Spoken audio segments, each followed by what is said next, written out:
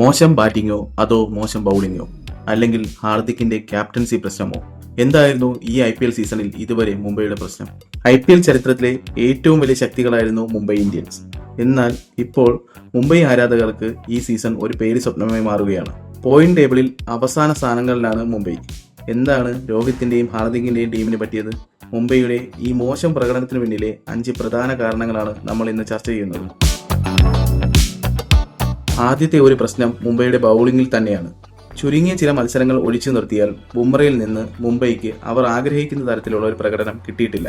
വിക്കറ്റുകൾ നേടാൻ കഷ്ടപ്പെടുന്ന ബുംറയെ നിങ്ങൾ ഇതിനു മുമ്പ് കണ്ടിട്ടുണ്ടോ? പക്ഷേ ഈ സീസണിൽ നമ്മളത് കണ്ടു. അതുമാത്രമല്ല, ചില മത്സരങ്ങളിൽ വളരെയധികം റൺസ് വിട്ടു നൽകുകയും ചെയ്യുന്നു.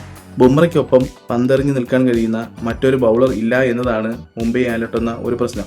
ഹാർദിക് പാണ്ഡ്യയും ട്രെന്റ് ബോൾട്ടും ദീപക് ചാഹറും റൺസ് വിട്ടുകൊടുക്കുന്നതിലും മടി കാണിക്കുന്നില്ല. ബുംറയെ മാത്രം വിശ്വസിച്ച് എത്ര നാൾ മുംബൈക്ക് മുന്നോട്ട് പോകാനാകും? നിലവിൽ രോഹിത് ശർമ്മ ടീമിലേക്ക് തിരിച്ചെത്തി തകർത്തടിക്കുന്നുണ്ടെങ്കിലും ഇതുവരെ കാര്യങ്ങൾ അങ്ങനെയല്ലായിരുന്നു. സീസൺ നന്നായി തുടങ്ങിയ ഹിറ്റ്മാൻ ഏറ്റ പരിക്ക് ടീമിനെ വല്ലാതെ വലച്ചിരുന്നു. രോഹിത് പോയതോടെ മുംബൈയുടെ ഓപ്പണിംഗ് തകർന്നു. രോഹിത്തിന് പകരമെത്തിയ ആർക്കും പവർ പ്ലേയിൽ ടീമിന് മാന്യമായ തുടക്കം നൽകാൻ സാധിച്ചില്ല. ഇത് മുംബൈയുടെ മോശം ഫോമിന് കാരണമായി. ഒരു കാലത്ത് എതിരാളികളുടെ പേടി സ്വപ്നമായിരുന്നു മുംബൈയുടെ ബാറ്റിംഗ് നിര. എന്നാൽ ഇന്നോ ഗ്രൗണ്ടിൽ ഏത് ദിശയിലേക്കും ഷോട്ടുകൾ പായിക്കുന്ന മിസ്റ്റർ 360 സൂര്യകുമാർ യാദവിന്റെ ബാറ്റിംഗ് ഇന്ന് വളരെ മോശം ഫോമിലാണ്. ക്യാപ്റ്റൻ ഹാർദിക് പാണ്ഡ്യ ബാറ്റിംഗിലും ബൗളിംഗിലും ഒരുപോലെ പരാജയപ്പെടുന്നു. ചില മത്സരങ്ങളിലെ റിയാൻ റിക്ലറ്റിന്റെ തകർത്തടികളും തിലക് വർമ്മയുടെ ബാറ്റിംഗും മാത്രമാണ് മുംബൈക്ക് കുറച്ചെങ്കിലും ആശ്വാസം നൽകുന്നത്. ബാക്കിയുള്ള വമ്പൻ താരങ്ങൾ പെട്ടെന്ന് ഔട്ടാകുന്നത് ടീമിനെ സമ്മർദ്ദത്തിലാക്കുന്നു. കളിയുടെ ഗതി തന്നെ മാറ്റാൻ കഴിയുന്ന പവർ പ്ലേകളിൽ ഏറ്റവും മികച്ച പ്രകടനം കാഴ്ചവെക്കാൻ ടീമുകൾ മത്സരിക്കുമ്പോൾ മുംബൈ അങ്ങനെയാണോ?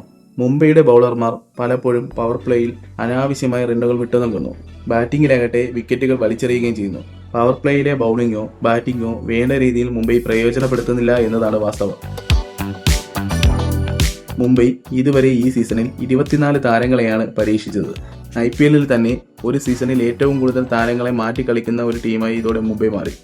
തുടർച്ചയായ തോൽവികൾക്ക് പിന്നാലെ ടീമിൽ വരുത്തുന്ന ഈ പരീക്ഷണങ്ങളെ വിജയിപ്പിച്ചെടുക്കാൻ മുംബൈക്ക് കഴിയുന്നില്ല. കളിക്കാരുടെ ഈ സ്ഥിരതയില്ലാത്ത മാറ്റം ടീമിനുള്ളിലെ ഐക്യത്തെയും ആത്മവിശ്വാസത്തെയും കാര്യമായി ബാധിച്ചിട്ടുണ്ട്. ഇത്രയും പ്രശ്നങ്ങൾ നിലനിൽക്കുമ്പോഴും മുംബൈക്ക് ഇനിയൊരു തിരിച്ചുവരവ് സാധ്യമാണോ? അതോ ഈ സീസൺ അവർക്ക് നഷ്ടമായോ? ഇനിയുള്ള എല്ലാ മത്സരങ്ങളും ജയിച്ചാലും മുംബൈക്ക് പ്ലേ ഓഫ് കളിക്കാനാകുമോ? ഈ ടീമിൽ എന്തൊക്കെ മാറ്റിയാൽ പഴയ മുംബൈയെ തിരിച്ചു കിട്ടും? നിങ്ങളുടെ അഭിപ്രായങ്ങൾ താഴെ കമൻറ്റ് ചെയ്യൂ.